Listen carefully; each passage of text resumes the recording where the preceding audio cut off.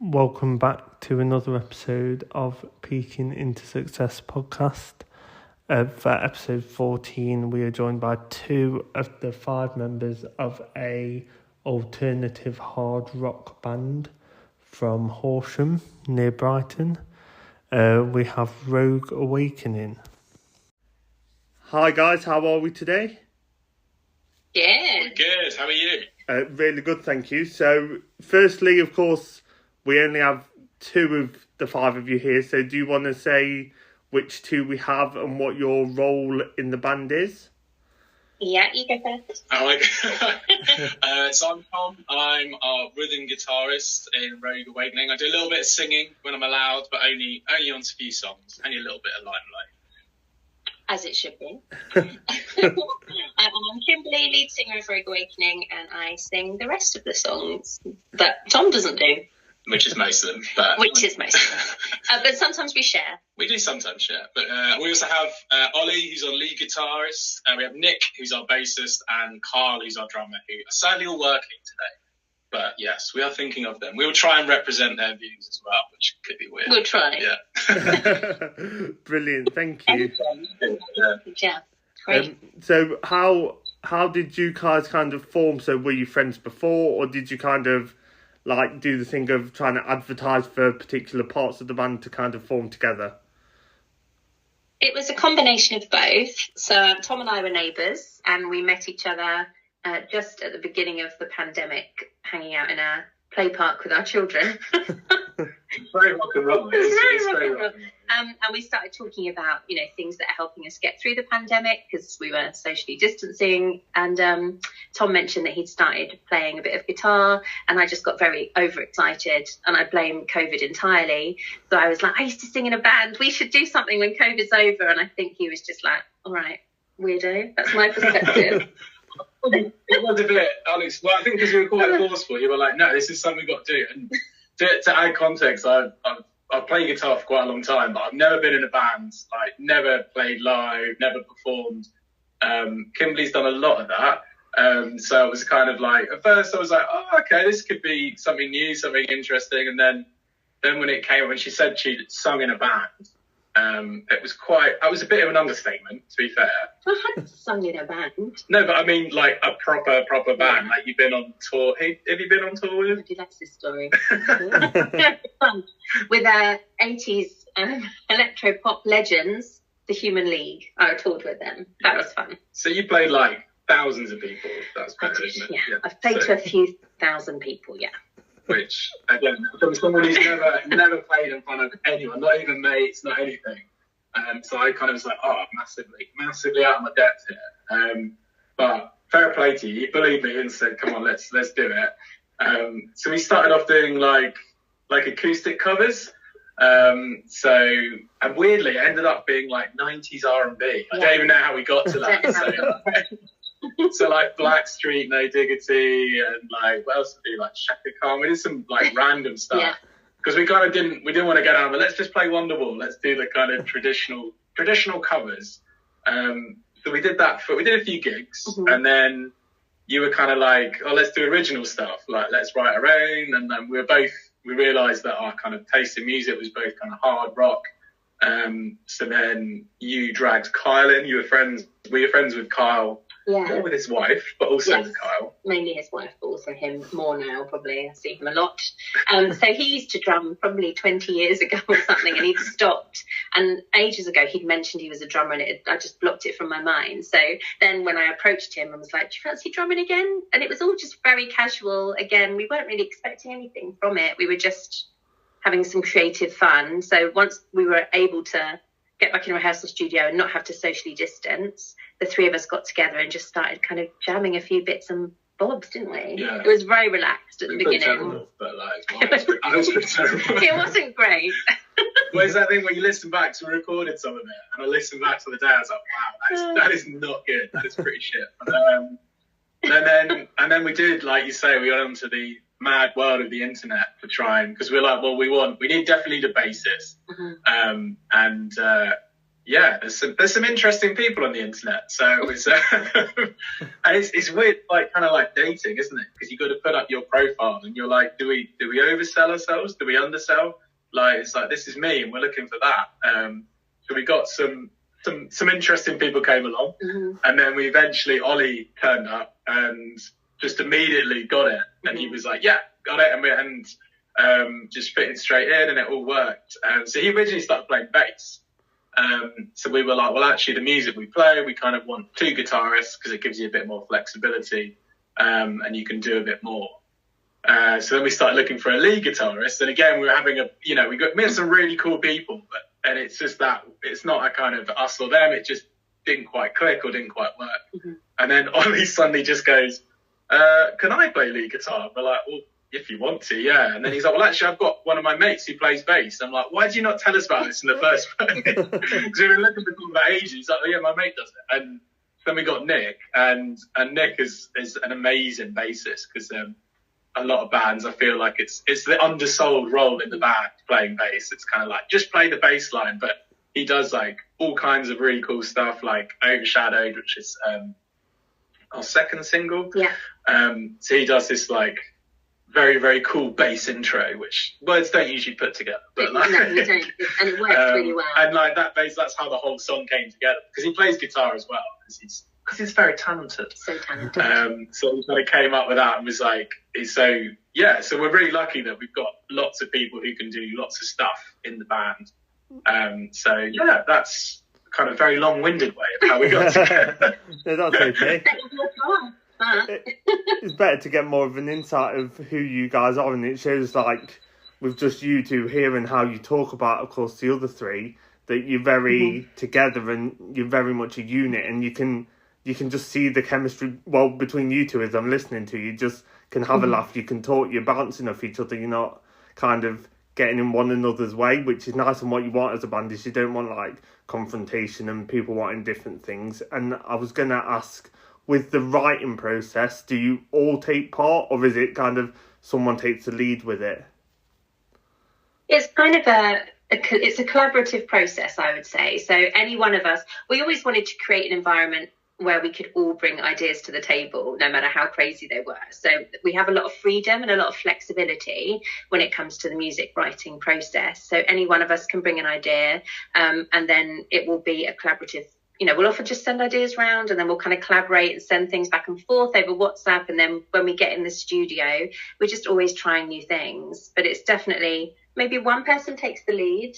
Yeah, and I think then it depends on the song, doesn't it? Yeah. Like, there's certain songs that someone will come up with like a riff, and that can be like, I've done it, Ollie's done it, Nick's done it. Just said, this is like a bass idea, and it's like you start playing it like in a rehearsal, and then everyone just like clicks into it, and it's really cool. It doesn't always happen, when it does, like, brings it, like, and then within like 10 minutes, you've pretty much written a song. Yeah, writes itself. Which sounds quite wanky, but like, it is. Yeah, but it is true. But it is true. It's like, it sounds like nonsense. But it kind of just happened. But it's weird, because other times you'd be like hammering away, and it's just not happening. So I think it's having that confidence. Go, you know what? Let's park this, because you'll have like a tiny bit of a song, you're like, but this bit's amazing, and the rest just isn't happening. But I'd say Overshadowed kind of wrote itself. I think, I can't even remember how it started. I think it was Nick with his bass. So Nick's bass intro, which now everyone needs to listen to on Spotify. He has to. You don't understand. Although he now hates the fact that he has to start our live set quite often, and he's the first person to play with his bass intro, which is quite intense. He's got to play quite fast. He's got to get the tempo right. Yeah, no pressure, Nick. So Overshadowed, it started with Nick's bass riff, and then I remember it writing itself within a few hours, and it being almost a complete song, and us just loving it and loving playing it and feeling very excited and passionate about it. And Feed Me Fire started off a bit slower, but then once we found it, so Feed Me Fire is our new single that kind of heads up our EP, which is out on the 14th of July. I thought we were going to say that together at the same time. No, he won't ever play with me. So 14th of July is going to be when that's out, and that took a little bit of time, I think. And then the minute we found it and we got the right pace with it, again, it just it feels to me like it writes itself. No, maybe you guys might feel different. No, I think it does. I think it's good because we've got multiple guitarists, multiple singers. So, like, obviously Kimberly and I both sing. So it's quite nice that there's no pressure on one person to be like, right, we've written this bit. Now you've got to write the lyrics. And now you've got to do this. So because everyone can do pitching, and often obviously get shot down in flames by Kimberly, saying you did say that on one song. We were like, oh, it's really open and supportive. And I was like, I've written these lyrics. And you're like, they're good. Have you tried making them less shit? I did not say that. I'm not very supportive. I was like, I think you can do better. I will push you. Yeah, which, to be fair, and you could do better. And I did write them, and they were better. Right. So it was, no, I think What we're going to take from that, Tom, is that I was right. Yeah? Okay, yeah, all right. On that one, I'm right. But generally it's the kind of, as you said, we try and be supportive, so there's not because, again, guys who've been on the band said actually it's really like one person has this is the direction we're going in, this is what we want to do. And I think because we're all quite different, we are different and similar in terms of music taste. Like Ollie and Nick are much more metal, like they love some really out there, like dark black metal stuff with lots of strange animal noises and grunts and screams, which is probably a bit much for me. But then I really love my hard rock, and like you love all kinds of like more poppy end as well, and like. But then it's nice because when it all comes together, because we kind of go, well, actually, let's pull that little bit back. But then other songs, you're like, actually, I wouldn't have thought of making it as heavy as it was. And you're like, actually, no, that sounds really good. And then you have the kind of clean lyrics over the top. So, yeah, it's nice that no one comes in going, this is our sound, this is what we're going to play like. Nice. So we do have a sound, but I think it's quite varied. And hopefully, when you listen to the EP, you'll see there is a bit of a variation in how we started out and then where we are now. So yeah, I think that's, again, a really long-winded way of answering that question. It's still evolving. Yeah. I think the music's still evolving. We've been doing this for a year, but we're still very much finding our sound and the way that we will work together, which is why we didn't want to put any strict caveats in place that we have to do things a certain way, because we want it to evolve, we want it to grow, and the EP definitely demonstrates that.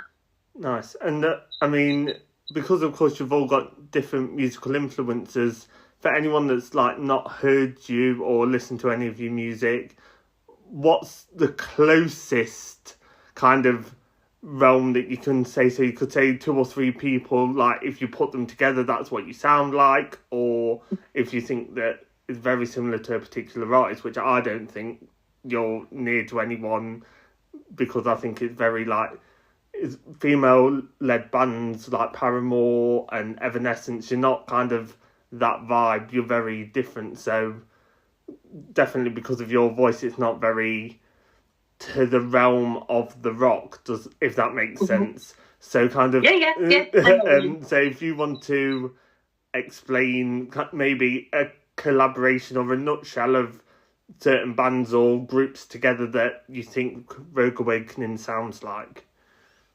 Yeah, you're quite good at this, Corey. Go on, explain yourself. No, I think you're spot on. I think they're the obvious comparisons is like Evanescence and Paramore. Probably more Evanescence because it's that slightly heavier guitar sound and it's got the kind of almost operatic soaring vocals. But then I don't think we sound that much like them. It's just it's one of those things that if you're a rock band with a female singer, that's your kind of go-to. So kind of Paramore's.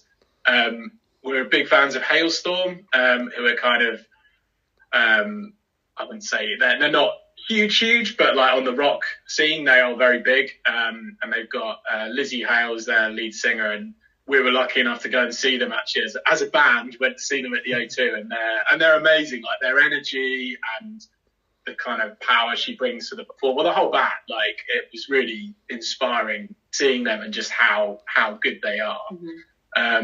I mean, other bands we love is like Alter Bridge.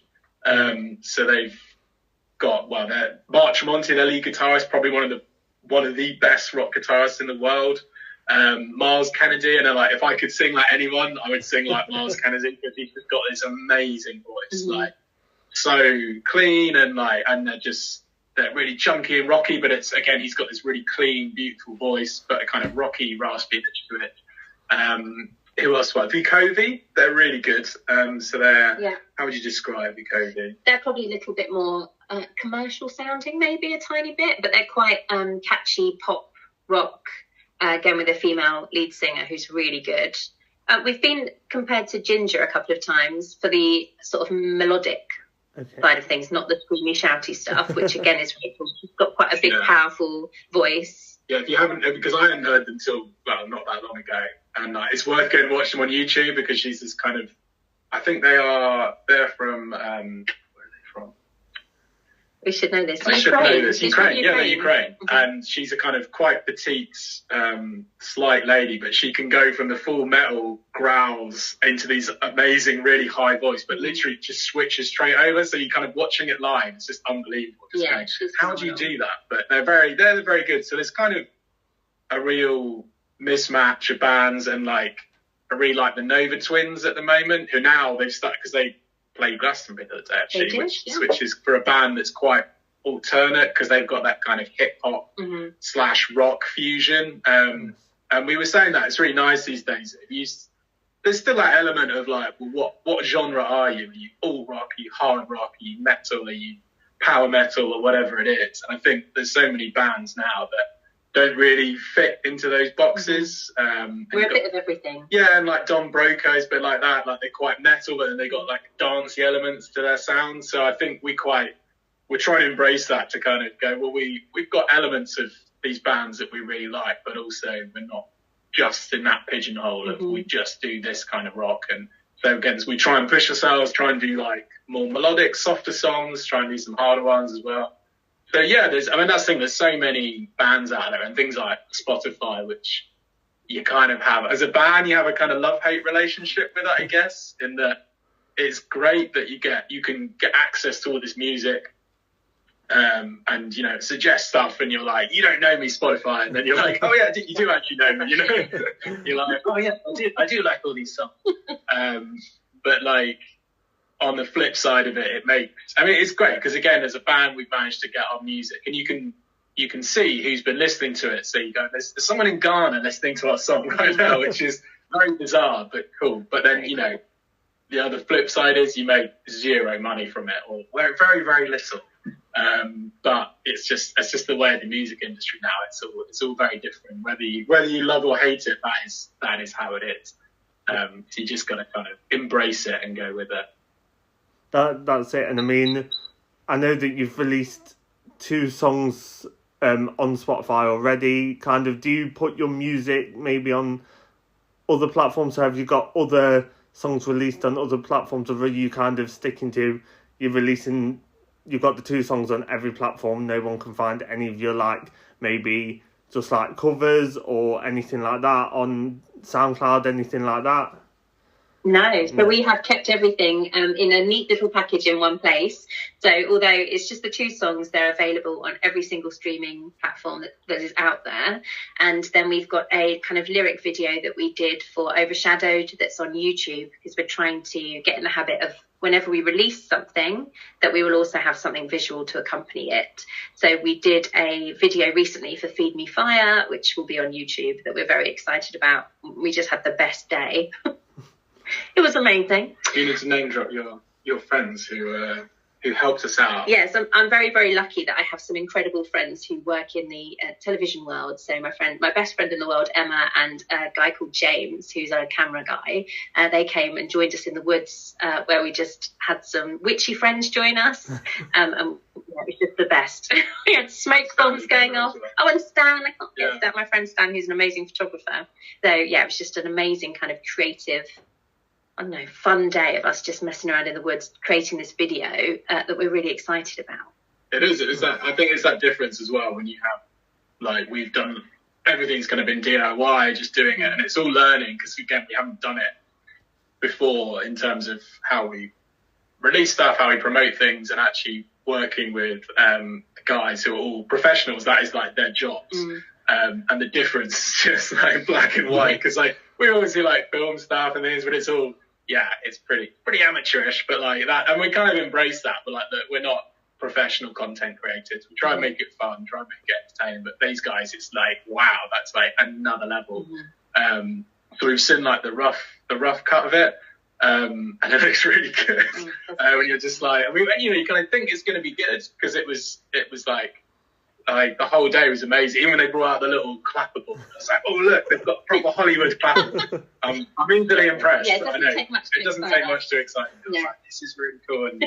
And one of my good friends, Perry, he's the guy. Well, I'll let you guys, when the video comes out, you can have a watch. But he's the kind of one of the main characters in it, and he was very, very sporting in the whole thing because he's basically bewitched by Kimberly and taken off into the woods and tied up and played around with witches and all the rest of it. So there's a lot of fetishes were unleashed that day that people never knew existed. So yeah, but even the witch thing, like it was very surreal because we were messaging these guys called Phase Folk. So we were trying to set up a gig with them.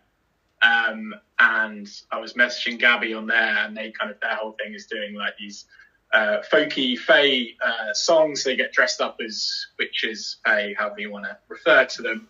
And then that was kind of the big theme going through this video. And I was like, weird question, but do you fancy coming to the woods and being in our music video dressed as witches?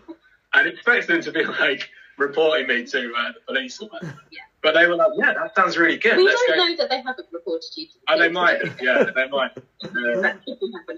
But they were like, yeah, that sounds awesome. Like, let's go and do that. And like literally just never met us before, like never interacted anywhere apart from on Instagram. And then, yeah, they turned up. We had Nem and Gabby came along, and they were awesome. Like, brought so much energy, and it just makes the whole, because it's whole witches coven, witches going threes, and all that. So it just made the whole thing look amazing.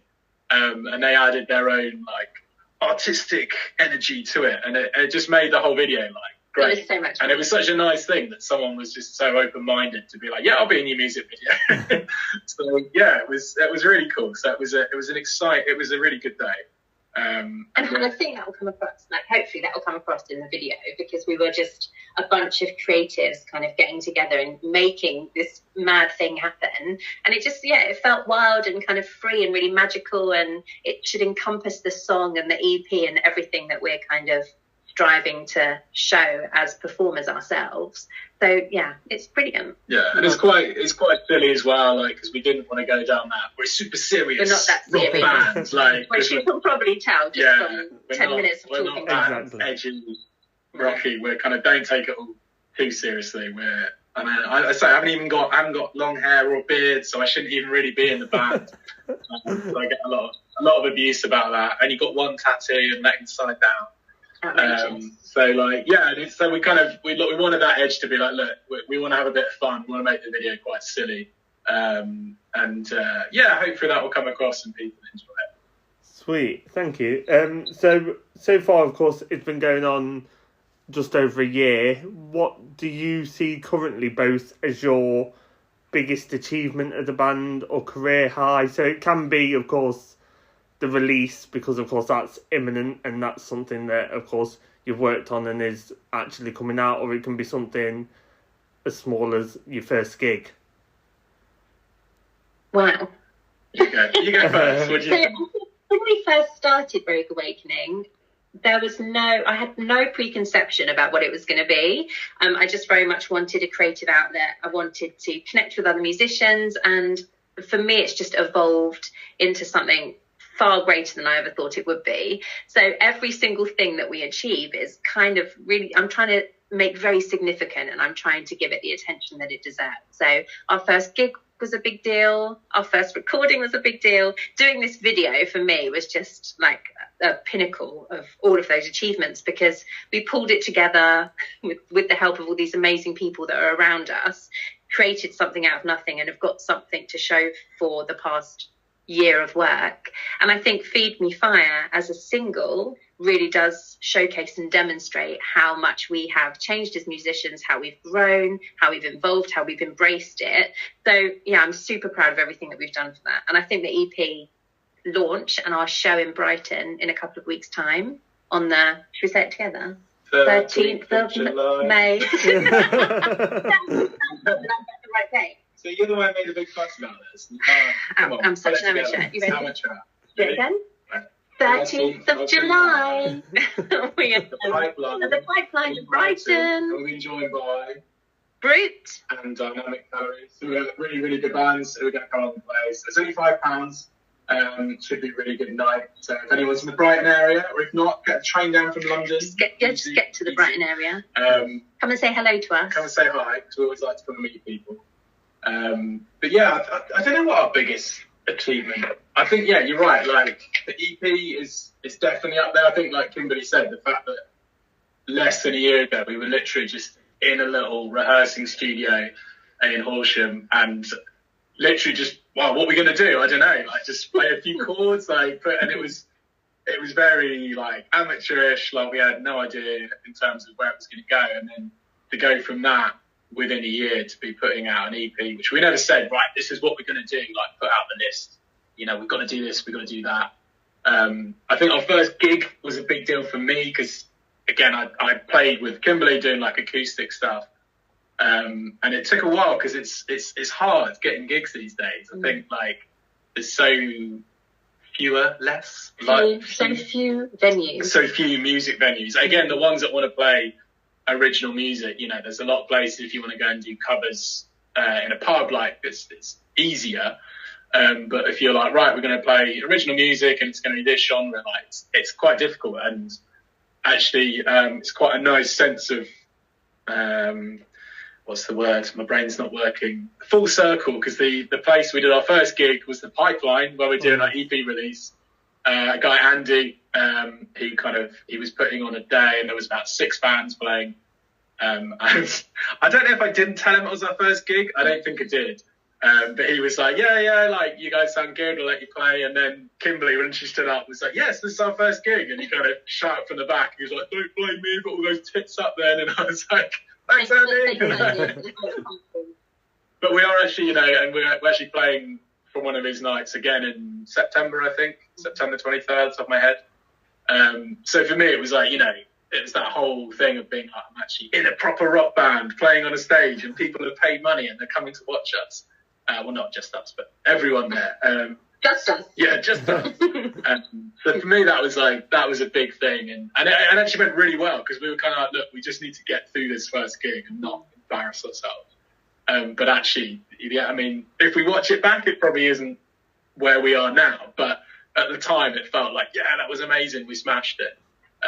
But I think, like Kimberly says, the fact things like the EP, which we never thought we'd get to that point, and even doing a proper music video, like, it just felt really professional. And you're like, yes, this is so cool. We're actually doing a music video. And I think, like you say, it's easy to just constantly be looking like, oh, when we're going to do this, when we're going to play bigger venues. So taking the time to kind of go, look, let's really enjoy this particular moment. Like I say, we were like on the daily music video, like, let's all remember this. This is a really cool thing. And so we're trying to do that with each stage rather than thinking too far ahead. Just go, look, this is really cool. Like, we've never done this before as a band. Let's kind of remember this and embrace the moment and all that. And then there's no pressure on us either. You know, we're not fooling ourselves or putting loads of pressure on ourselves to perform and achieve all these things. Everything is coming to us really naturally and evolving really naturally, and then it's a lot more fun and we can embrace it rather than be stressed out about it. So it's working very well. I don't know what we're doing, but whatever we're doing is working. No, brilliant. Would you say, of course, your career highs are your most defining moments, or do you think there's different, less big achievements that you think has defined the band? So there's less significant stuff. What is maybe defined the trajectory of the band? So maybe something like, I don't know, maybe just like you were sitting there and kind of created a song just out of the blue, or something like when you got one of your members in and kind of made the whole band together, kind of anything like that that's maybe defined you, but it's not a massive achievement.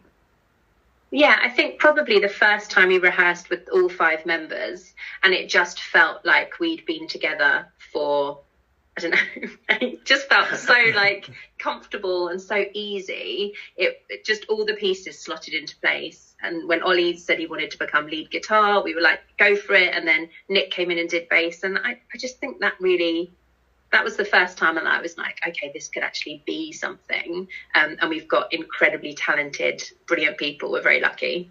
That's for me. Yeah, I think that's a fair thing. And I think, like, you kind of touched on it earlier, saying about like the band dynamic. And I mean, I love watching rock docs, and you know, there's like the Metallica one of like Some Kind of Monster, and there's so much hate and anger, like, and it's amazing because I'm just like, I get it, because they're all very talented and they all have egos, because you know, they're the biggest rock band in the world, certainly, and it's one of those but you just see how much they were just hating each other and they couldn't be in a room together, kind of thing. And that's us. Yeah, we all talk to each other. We like properly. You're lucky we're in a room together now. There was a massive fight beforehand. It's awesome. It's a lot of drama. Yeah. But yeah, I mean, that's the thing. I was like, I think dysfunctional family is the best way to describe it. Like, you all have your little roles in the family, and yeah, you have the odd little tiff, and we'll fall out about stuff, or someone will want a bit more kind of moment in the limelight in a song, which obviously Kimberly won't have any of that. It's all about her. So absolutely not. I'm the least diva-y lead singer you'll ever meet. I know, it's quite, to be fair, she isn't the most. I need to get better at being a diva, if I'm honest. Yeah, kicking off the drama. If anybody's got any recommendations or suggestions for how I can become a rock diva, please submit them. Yeah. More drama, please. But yeah, like, generally we don't really have big fallings out. I feel like we should have more. And there's like little tiffs, and like, you know, you'll be doing a song and someone will be like, really like, no, I don't think that's how it should go, or this bit here, or but even like we had when we were recording, I think it was, I can't remember which song it was we were recording, and I was really adamant going, no, don't do that bit, it's too much, too much. And then it was something Ollie was doing, and then he played it, and I kind of sat there and was like, yeah, that is much better. But in my head I was like, no, like, yeah, I think it's too much, mate, it's too much, it's going to be too much going on. And then everyone heard it and was like, oh, yeah, that is better. So I think, you know, it's that kind of keeping egos in check, because it's that weird thing. I think Justin Hawkins from The Darkness, he like does a lot of podcasts and YouTube things, and he was talking about ego, and it's like this weird thing, because you do need an ego. Like, if you're going on stage, I think you said about you've got the audience, because when I started out, I was like, right, I don't know what I'm doing. Like, tell me what to do.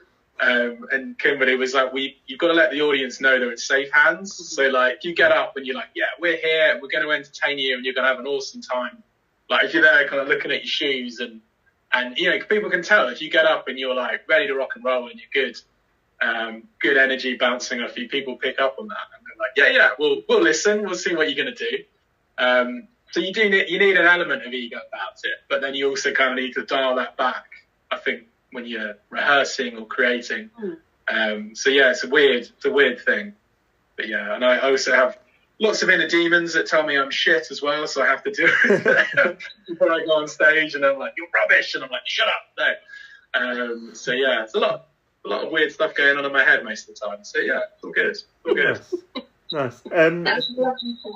Very, very much enjoyed that. We all have demons.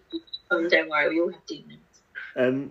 I was going to now say, of course, you've mentioned quite a lot, of course, going as you've been talking through stuff, of course, everything releasing in the next 2 weeks and the gig that's coming up as well in Brighton. Have you got kind of more gigs, or have you got any festivals or anything more lined up for the summer for yourselves as a band?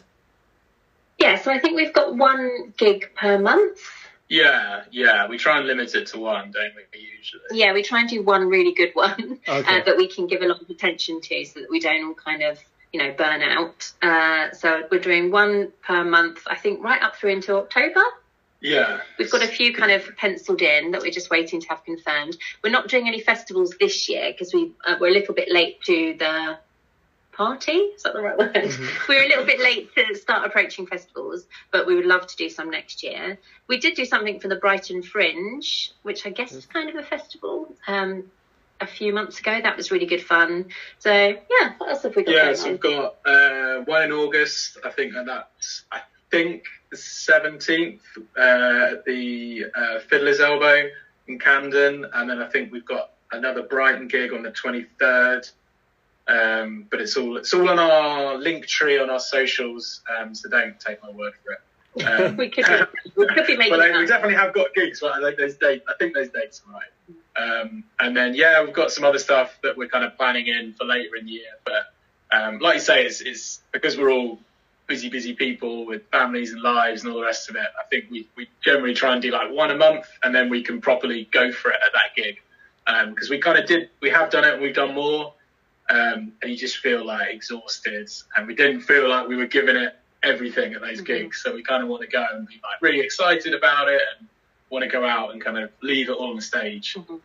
And the next one's definitely, of course, the 13th, so for anyone that's wanting to see you straight away, 13th Pipeline in Brighton, isn't it? And that's kind of all dedicated to you, and are you playing all the songs from the EP plus some that aren't released, or are you just doing some covers as well? And just we're doing a bit of everything. We are headlining, so we're going to be playing for about probably 40 minutes. Nice. So it will be all of the songs from the EP, and then interlaced with, we've got about 10 or maybe 11 tracks that we do live.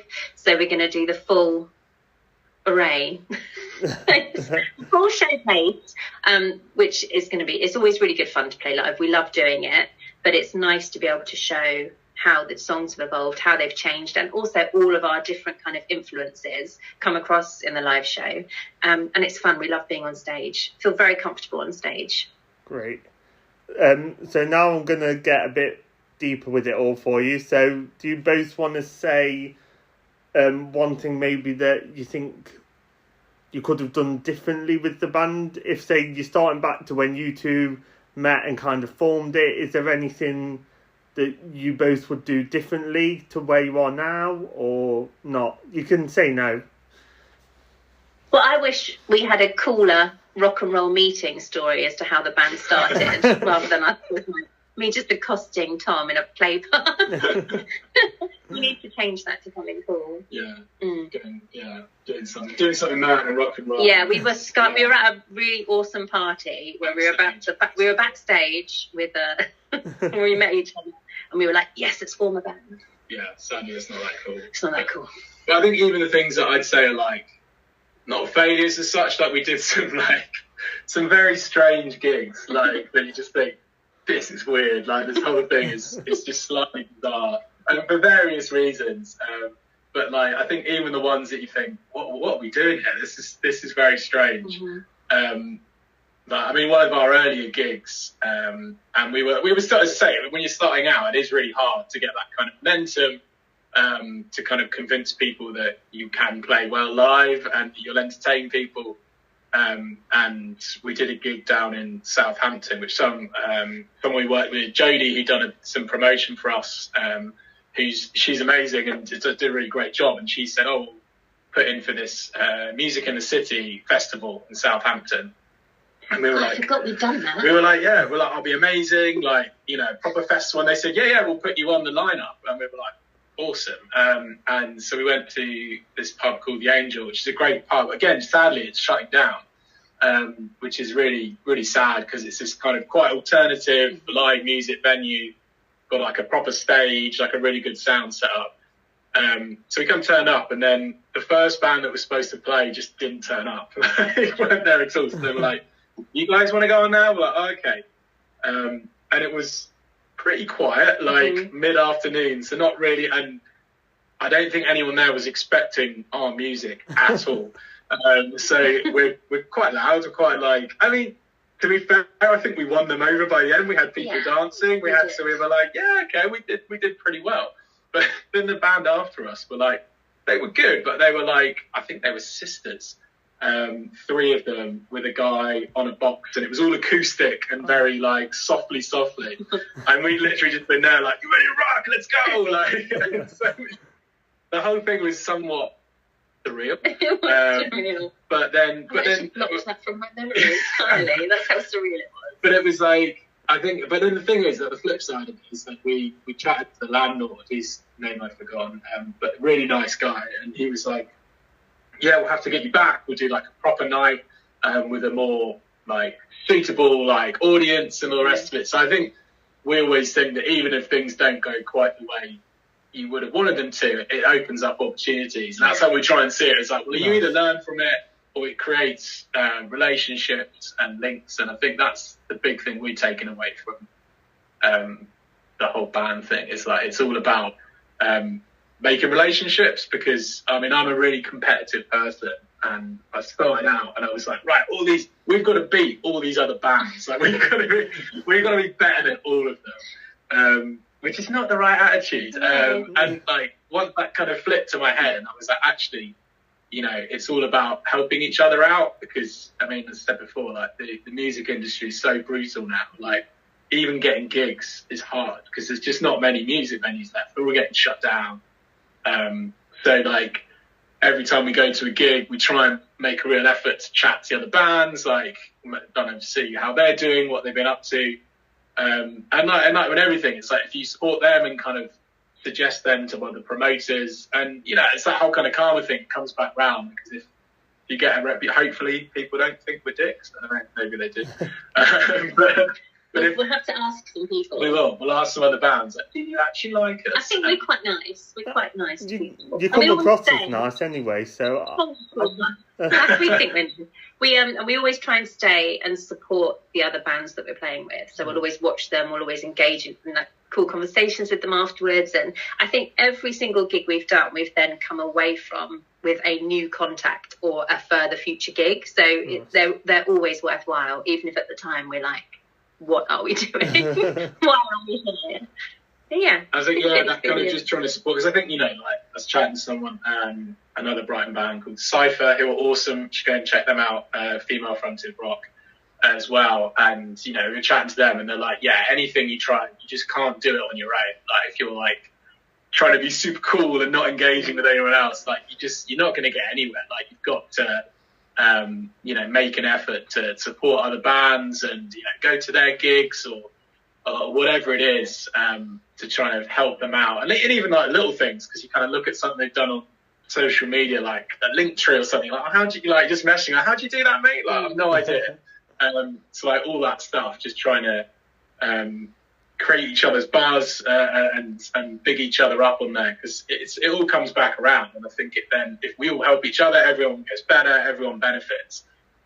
So yeah, that's a really nice thing, that there is like a really nice supportive community out there where everyone is genuinely trying to get success for each other, which is really nice. Nice. And then of course you've had, of course, things that have gone well, and you said it's not always gone right, but is there one piece of advice that you'd give to your younger self? So it can be music related, not music related, kind of one sentence. You can focus it, if you don't want to focus it on yourself, on someone else trying to break into the music industry. It's up to you how you approach the question. So I think Tom has probably already answered that when he said not to, you know, be highly competitive or try and compete with the other musicians that are out there. It's just it's totally the wrong way to approach this. I just focus entirely on what you can control and what you can do, and create music that makes you happy and that you enjoy, and then take that out there, and people, I think, will connect with that because it's authentic. When I was in a band before, I would often feel like I wasn't doing it as my authentic self, but as other people thought I should do it.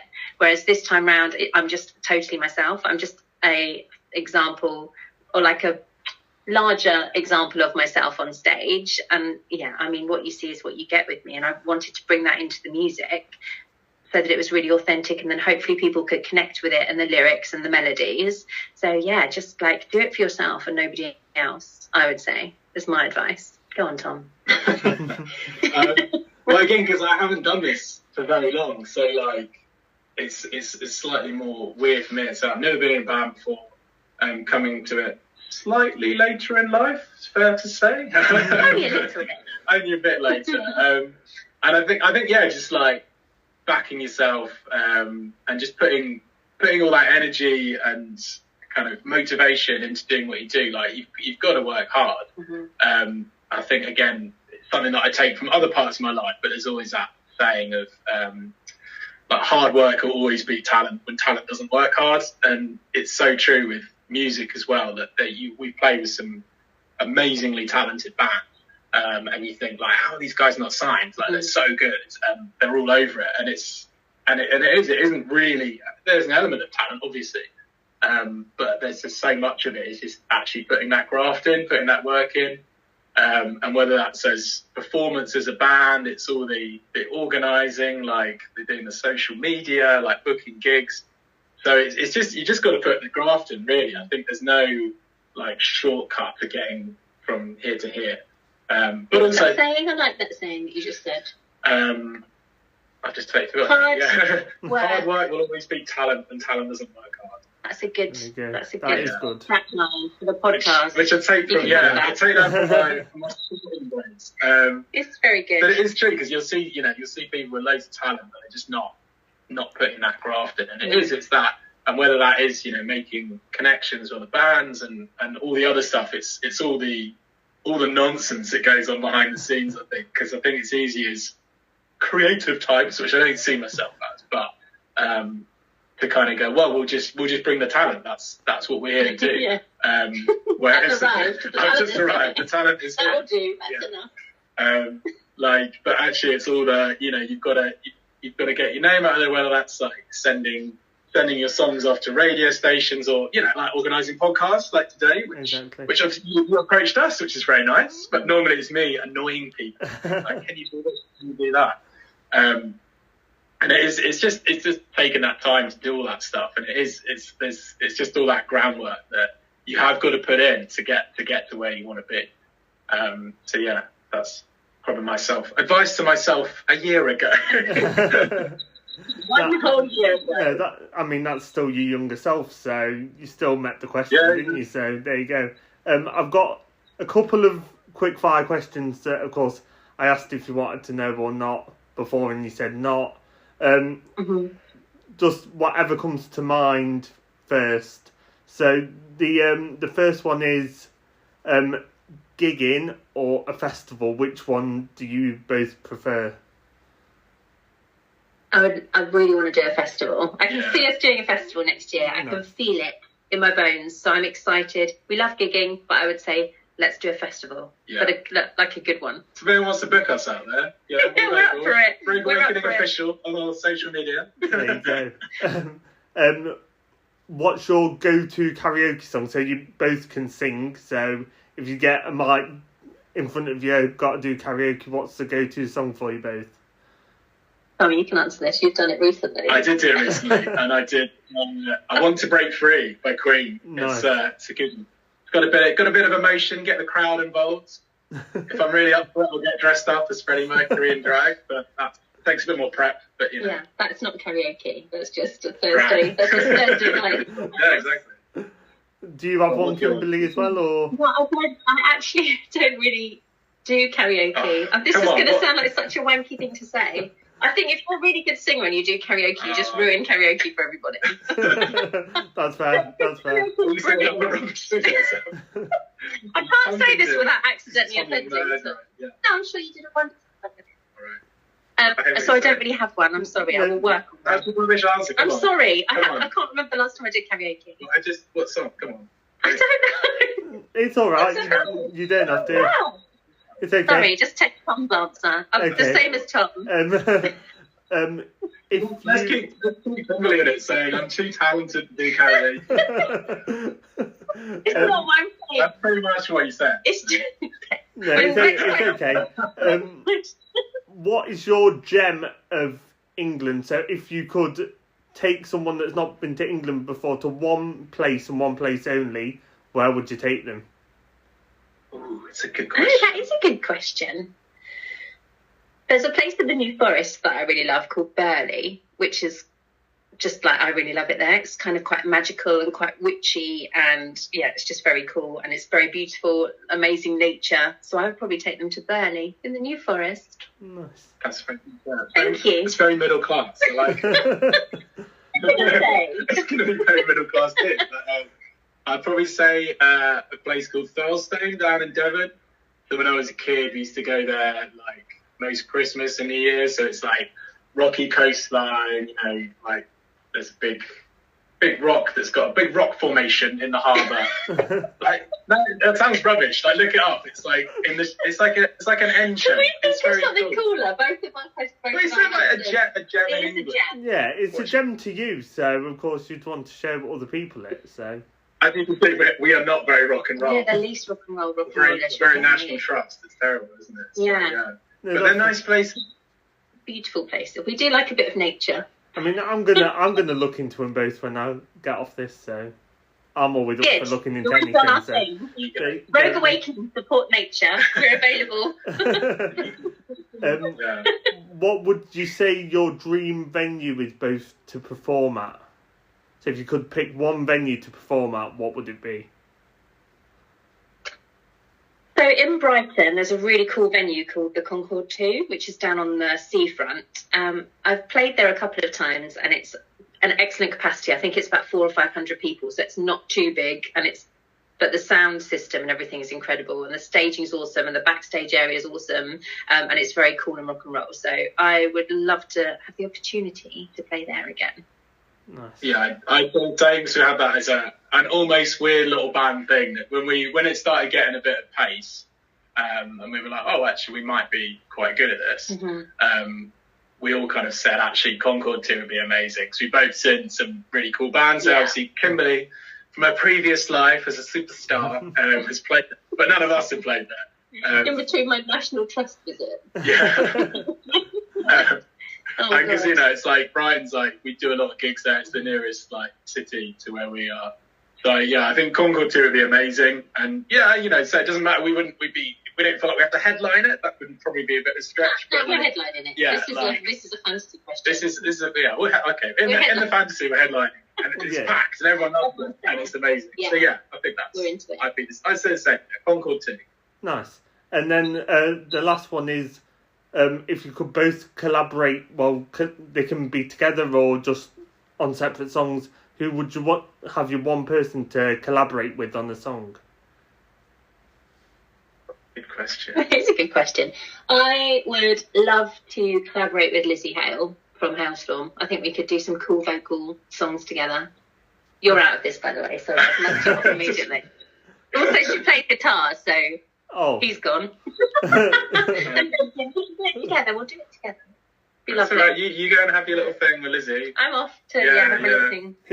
Because I love her vocals. I love the energy that she brings. And I think we'd have quite a lot of fun writing a song together. Nice. Tom, what would yours be? Yeah, she'd definitely be on the list. Lizzie Hale is amazing, and she's got this She's kind my of one. raspy. I'm not taking your one. Again, I kind of fanboyed on him a bit earlier, but Miles Kennedy. They said he's lead singer of Alter Bridge. He's obviously done lots of other individual projects, but he's just got this really amazing, like raspy voice, and he can sing. Well, he can sing anything. He's awesome. So natural. And like, well, you say like March Monty in that band as well. He's such a fantastic guitarist. And he can sing as well. It's just sickening. And Miles Kennedy can play guitar as well. Like, they should really share out some of that talent. It's quite upsetting.